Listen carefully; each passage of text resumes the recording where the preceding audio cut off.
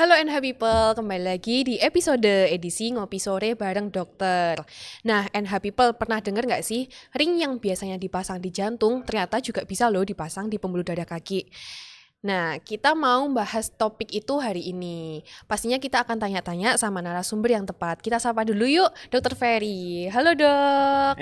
Halo semuanya, halo NH People. Nah, Akhirnya setelah sekian purnama nih ya, kita kembali lagi bareng podcast lagi sama NH. iya, udah lama ya dok ya kita nggak podcast ya dok ya. Dok, kita langsung mulai aja ya dok. Dok, denger-denger nih, barusan ada kasus pemasangan ring di pembuluh darah kaki. Emang bisa ya dok? Oh, kok tahu sih? Iya. Bisa banget ya, kebetulan baru aja minggu lalu ya ada pasien saya laki-laki umurnya kira-kira 70 tahun kali ya. Itu kita lakukan pemasangan ring bukan di jantung ya, tapi di pembuluh darah kaki. Buat teman-teman tahu. Memang sih setelah itu banyak yang tanya ke saya, "Loh dok, kok ringnya dipasang di pembuluh darah kaki?" Bisa ya dok? Itu bisa ya. Biasanya dok nih ya, pada kasus apa sih ring di pembuluh darah kaki itu dikerjakan dok? Oke, jadi kita itu pasang ring di pembuluh darah kaki ya pada kasus-kasus namanya peripheral arterial disease, singkatannya PAD. Jadi buat sobat NH semua, sobat NH itu harus tahu kalau pembuluh darah itu tidak cuma di jantung, tidak cuma di otak, tapi pembuluh darah itu ada di mana-mana. Salah satunya adalah di kaki. Dan pembuluh darah kaki pun juga sama seperti pembuluh darah jantung, dia bisa tersumbat ya.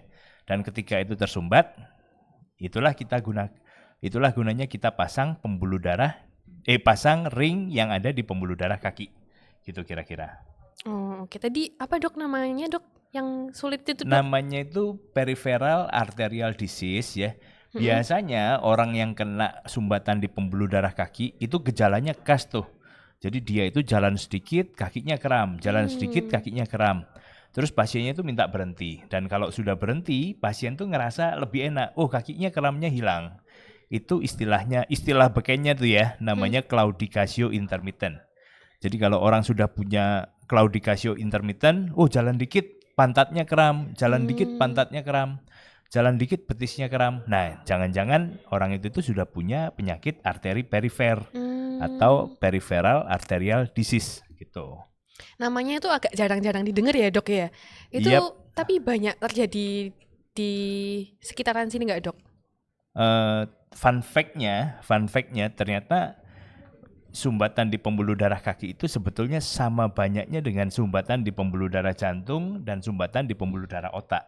Hmm. Cuma nih Kes, Mm-mm. biasanya kalau Kesia tuh punya pasien yang mengalami sumbatan di pembuluh darah kaki, dia itu kadang suka abai, suka nggak aware akan kondisi dirinya. Nomor satu, ya kalau misalkan Kesia tahu nih, oh dok, saya ini kalau jalan sedikit kakinya sakit, jalan sedikit kakinya sakit.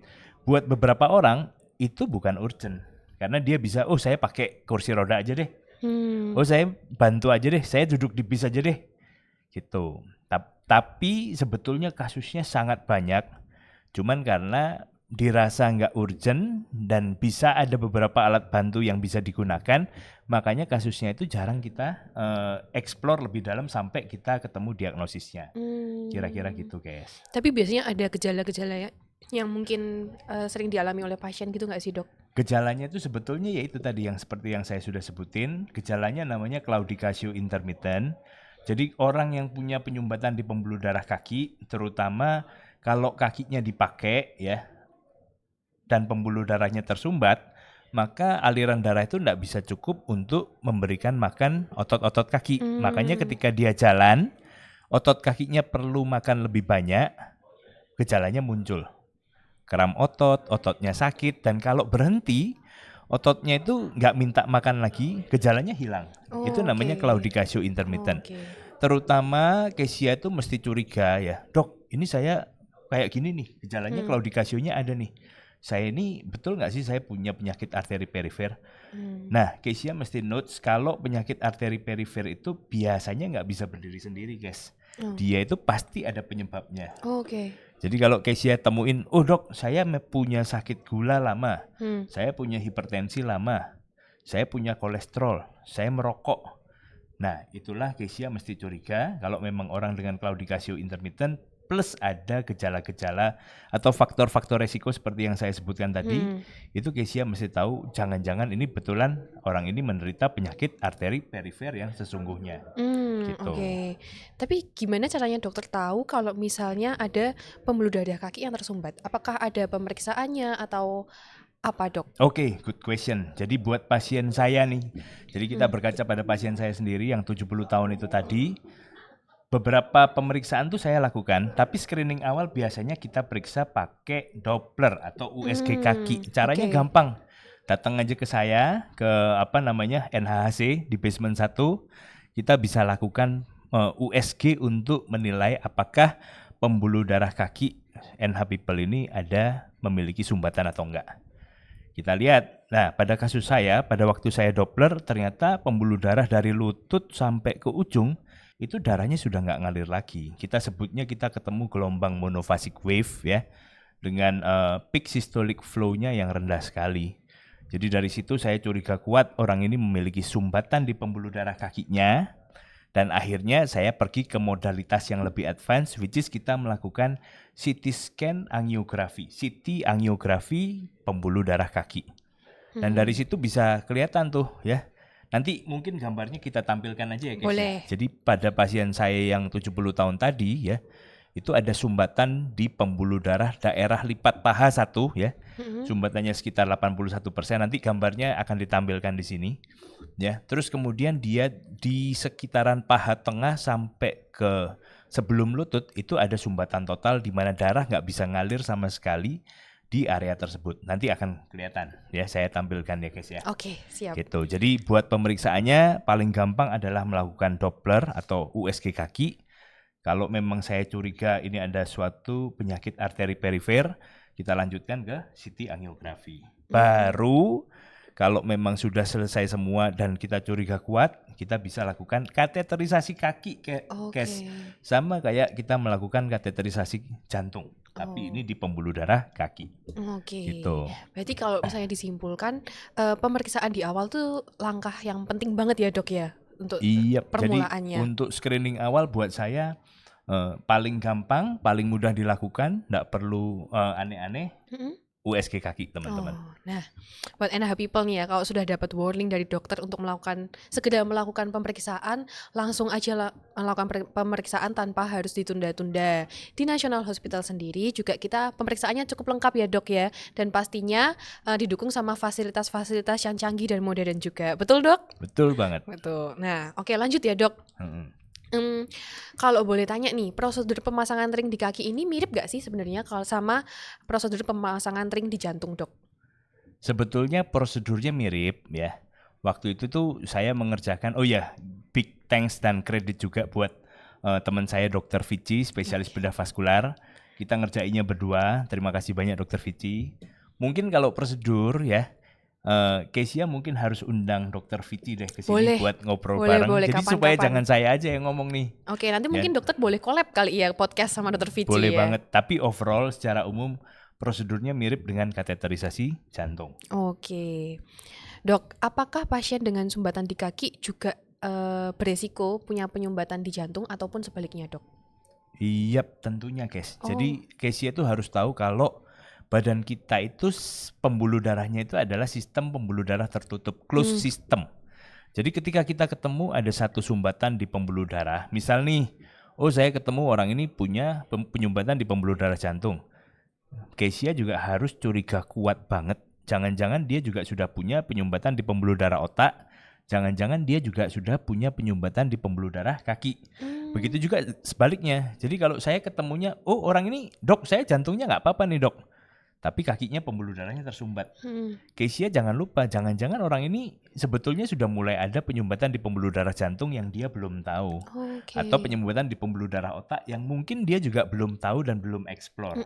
That's why ketika saya ketemu satu penyumbatan di pembuluh darah manapun itu, di arteri ya, saya akan selalu explore pembuluh darah yang penting-pentingnya, terutama pembuluh darah jantung dan pembuluh darah otak.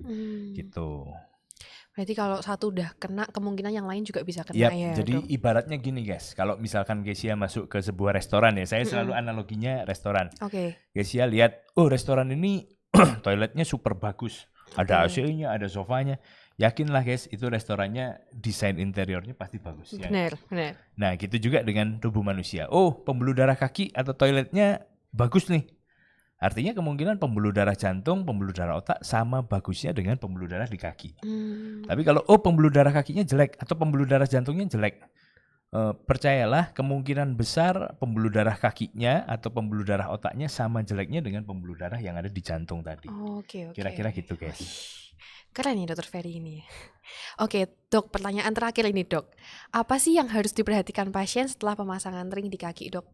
Oke, jadi setelah pasang ring di kaki, semua teman-teman harus tahu sama seperti ring di jantung, terutama poin krusialnya adalah teman-teman wajib minum pengencer darah 2 macam untuk durasi yang kita akan tentukan. Ya, kadang bisa 1 bulan, kadang bisa 3 bulan, even kadang bisa 1 tahun ya. Itu nomor 1. Poin pertamanya adalah minum pengencer darahnya jangan lupa ya, karena ring itu bisa tiba-tiba tersumbat oleh gumpalan darah. Kita bilangnya terjadi instant thrombosis. Ya makanya untuk poin krusial pertama, pengencer darah jangan sampai lupa. Poin krusial kedua, ketiga, keempat adalah kita harus tahu apa yang bikin orang ini punya sumbatan di pembuluh darah tadi. Oke. Contoh nih, dok saya gulanya jelek, itu gulanya harus dikontrol, harus bagus. Dok saya tensinya jelek, itu tensinya harus dibikin bagus. Dok saya merokok, ya merokoknya harus di stop. Terutama pembuluh darah kaki ini ya, hubungannya tuh erat banget sama para perokok. Dan biasanya kita belum pasang ring pun orang yang stop rokoknya kadang gejalanya tuh bisa improve gitu. Jadi stop rokok is a must. Punya tensinya diturunin, punya gula dijaga gulanya supaya terkontrol, punya kolesterol pun juga demikian, terutama LDL atau kolesterol jelek itu harus dijaga sesuai anjuran dari dokter jantung Anda. Oke. Gitu. Ini penting sekali ya buat NH People ya. Boleh NH People juga mencatat, kalau misalnya belum nyatat, boleh ditonton dari awal, di rewatch lagi ya dok ya. Oke, Dan nonton dari sama-sama. awal. Nah dok, obrolan kita kali ini benar-benar daging banget ya, isinya bermanfaat banget nih buat NH People. Apalagi kan ini kayak jarang terdengar ya dok, ternyata ring bisa dipasang juga di pembuluh darah kaki gitu. Dan dokter Ferry juga sudah jelasin dengan sangat amat lengkap dan detail loh dok. Dari obrolan ini kita bisa juga tahu ya kalau ternyata gangguan pembuluh darah tuh nggak cuma ada di jantung, tapi juga bisa terjadi di kaki dan bahkan di tempat-tempat lainnya yang seperti tadi dokter Ferry jelasin. Itu yang juga banyak orang WhatsApp Belum ke tahu saya. ya. Dok ternyata pasang ring bisa di kaki dok. Bisa Iya. teman-teman ya. Nah buat NH People nih harus mungkin lebih peka juga kali ya terhadap sinyal dari tubuh. Kalau misalnya terutama udah mulai sering kram atau nyeri saat berjalan ya dok ya. Mungkin dokter mau kasih take home message dulu dok sebelum kita berakhir dok. Take home message, semua penyakit pembuluh darah itu most of the time dia itu disebabkan karena adanya faktor-faktor resiko. Apa faktor resikonya? 1 hipertensi, 2 diabetes, 3 kolesterol, 4 merokok, 5 kegemukan ya. Jadi teman-teman mesti tahu ya, kamu itu punya yang mana nih ya?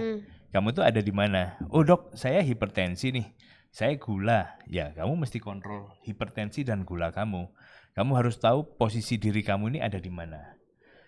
Penyakit pembuluh darah arteri ini jarang sekali terjadi pada orang yang hampir tanpa faktor resiko. Oh dok, saya enggak punya apa-apa nih, tapi saya sering kram nih. Jadi gimana? Kemungkinan tersumbat nggak? Kemungkinan besar? Mungkin sih enggak. Makanya screening awal kalau teman-teman rasa ada gejala, plus dok kayaknya saya ada faktor resiko nih dok. Paling gampang datang aja, kita bisa bantu teman-teman pakai pemeriksaan USG kaki atau Doppler ultrasound buat tahu itu aliran darah di pembuluh darah kakinya lancar atau enggak. Gitu ya. Sambil jangan lupa teman-teman semua kontrol untuk tekanan darahnya, gulanya, kolesterolnya. Stop merokok, oke? Dan NH People juga nggak boleh ragu ya, dan kalau misalnya ngalamin gejala-gejala yang disebutin atau langsung aja dibawa periksa dan berkonsultasi sama dokter ya dok ya. Oh iya, bisa ya dok saya ya. tunggu ya. Dokter ada jadwal di NH kapan dok? Saya sih setiap hari pasti ada, jadi teman-teman nggak usah ragu. Kalau cari dokter Ferry hari apapun Senin sampai Sabtu dia pasti ada. Keren. Di B1 ya dok ya tadi Basement 1 National Hospital Heart Center. Ingat ya teman-teman ya. Oke. Nah, mungkin buat NH people yang masih mau kepo-kepo atau mau tanya-tanya, punya pertanyaan di luar pembahasan kita kali ini, boleh langsung drop pertanyaan kalian di kolom komentar ya, Dok ya. Nanti kemungkinan bisa Oke. kita bales lewat konten lagi ya, Dok, atau Iya, mungkin lewat boleh. podcast nanti Heeh. nextnya ya, Dok Tapi ya. pesan saya ini ya satu ya, ajak dokter Apa? Vici juga ya. Boleh, nanti mungkin boleh dijawab sama dokter dan dokter Vici kali Oke, ya. sip. Oke. Oke, NH people, episode yang kali ini sampai segitu dulu dan see you. Dadah.